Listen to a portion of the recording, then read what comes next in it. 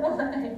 In the quiet town of Riverdale, Georgia, a tale unfolded that sent shivers down the spine. This is the haunting story of Rahim Grant, a rising rap artist who not only made his mark on the music industry, but also unwittingly recorded his own demise. What really happened that night, and what motivated his killer? Keep watching the video till the end, so you'll know all the chilling details of this grisly case. It was 2017 in Riverdale, Georgia, when 28-year-old Sierra Harp embraced motherhood with 3-year-old Angel, Rahim Grant's daughter. Rahim, a skilled rapper known as Red Beezy, saw his career flourish from childhood and was set to head on a nationwide tour in 2018. Despite his gangster rap persona, Rahim condemned violence in the industry. He was also a devoted father, sharing a home with Sierra and Angel, though they were not an official couple. Despite his role as a father, Rahim wasn't officially documented on Angel's birth certificate, and custody of their daughter remained beyond his reach. Rahim, a rising star in the rap scene, often found himself stuck between success and the shadows of the industry. Expressing concerns about his life, he once told his mother, fearing that he might not see his 30th birthday. Tragically, on December 29, 2017, his fear became a reality. Late in the evening, a group of officers forcefully entered his home in the secure Riverdale community where he lived with Sierra and Angel. They discovered Rahim's lifeless body positioned between the bedroom and the bathroom, marked by at least 3 bullet wounds. At just 28 years old, Rahim's untimely demise left his grieving mother in utter shock. Here's where the plot thickens. On that fateful night, the law enforcement team in Riverdale broke into Rahim's residence with the intention of arresting him. However, what awaited them was beyond their expectations. It was around 10:50 p.m. on December 29th when a concerned neighbor made a distress call to 911. Sierra and Angel sought refuge at the neighbor's place, with Sierra overwhelmed and in shock, struggling to convey what had happened. Sierra's legs bore several jagged marks and she was screaming and crying. The neighbor shared every detail with the arriving officers: Sierra's name, age, and what had happened. In her shocked state, Sierra couldn't provide information about Rahim's whereabouts, leaving the officers puzzled and concerned. The news spread like wildfire on the internet. People couldn't believe that Rahim, who claimed to be against violence, was actually an abusive partner. Detectives had a tough job ahead trying to figure out what really happened. Sierra's story was confusing. First, they found a knife with red marks on the floor of Sierra and Rahim's home. Then, inside the neighbor's house, they discovered a gun that belonged to someone in Rahim's family when they checked it in the system. Yet, when the detective spoke with Rahim's mother, Geraldine, she defended her son. She argued that the firearm found didn't represent Rahim's true nature. According to her, Rahim was never prone to anger or violence. Instead, he would simply walk away when upset. In her eyes, he was not the type to engage in domestic violence. Sierra was taken to the hospital and treated for her leg injuries. The wounds seemed like self-defense, and she wasn't initially considered a suspect. However, the detectives needed to talk to her. When they found her on December 29th, she was in a frantic state, heavily intoxicated and resisting those trying to take her to the hospital. From her hospital bed, Sierra shared her blurred memories of that night. She couldn't recall the exact start of the fight, but remembered cooking while Rahim, influenced by alcohol and too much Xanax, became increasingly aggressive. Despite her pleas for him to stop, he ignored her.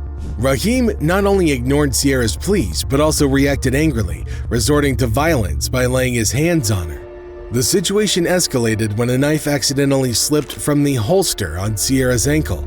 Now armed with a fallen knife, Rahim approached Sierra, putting her life in immediate danger. Fearing for her safety, Sierra desperately reached for the firearm that Rahim typically carried.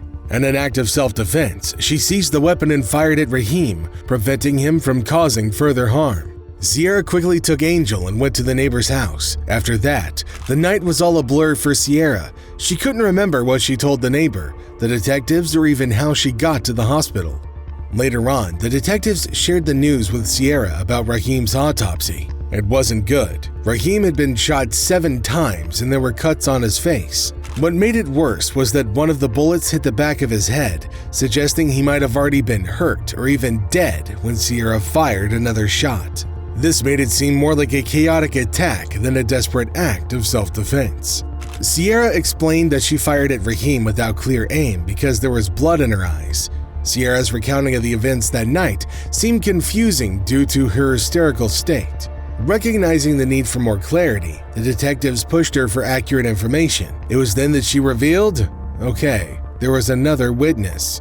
As it turned out, Rahim was spending time with a woman named Elsie Jones that night. Since Sierra and Rahim weren't officially a couple, they allowed each other to date other people. According to Sierra, Elsie was present when the altercation began. However, when Sierra called for help, Elsie chose to leave the apartment. Authorities later located Elsie and questioned her about the incident. Elsie stated that she didn't witness any physical fight. She was on the couch as Sierra and Rahim went into a back room. She overheard arguing, which made her uncomfortable, so she texted Rahim that she'd be leaving. As more clues came in, Sierra's believability dropped. Around the same time, Geraldine, Rahim's mother, spoke to the police again and shared a crucial detail. She said she once told her son to keep his phone with him all the time and record anything if he ever felt in danger. This led the detectives to search for videos on Rahim's phone, hoping to find something explosive. The detectives had taken Rahim's phone when they secured the crime scene, but it was locked with a passcode. Since they couldn't unlock it, they left it in an evidence locker. Surprisingly, Sierra provided the passcode, thinking it was a minor detail needed to close the case. Rahim had captured his own tragic end on video, providing the evidence needed for Sierra's arrest. The initial video on Rahim's phone, dated December 29th, showed him in the bathroom with a red-covered face. He narrated to the mirror that Sierra had caused his injuries, expressing extreme pain and disbelief that the mother of his child could do such a thing. In the background, Sierra's screams could be heard. The video then documented the first bullet fired by Sierra, causing Rahim to fall and drop the phone. However, the recording continued. Detectives observed Sierra entering the bathroom and shooting at Rahim. Notably, she was wearing shorts and her legs were unharmed, no sign of self-defense.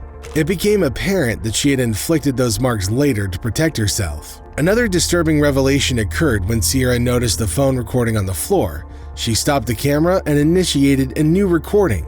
In this one, she claimed that throughout their 4-year situationship, Rahim had been a monstrous partner to her. Rahim, still alive, pleaded with Sierra to stop. He warned her of a lifetime in prison. Sierra responded, "If I go to jail for the rest of my life." His heartbreaking last words were a request to hug his daughter, upon which she replied, "You can crawl to her mother," before firing 2 more shots into his head. The 15-minute footage on Rahim's phone provided deep incrimination. The worst part was that their 3-year-old daughter witnessed the entire gruesome scene.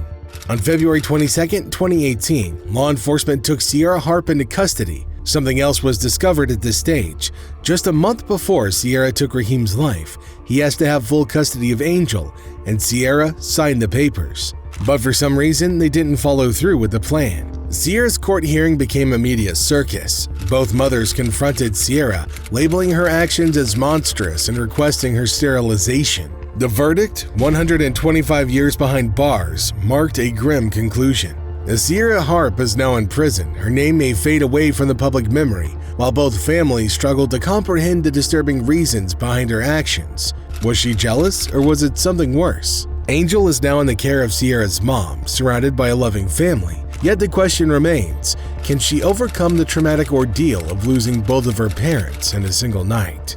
Feel free to share your thoughts about this case in the comments section below. And if you found this video informative, make sure you give it a thumbs up and don't forget to subscribe to our channel.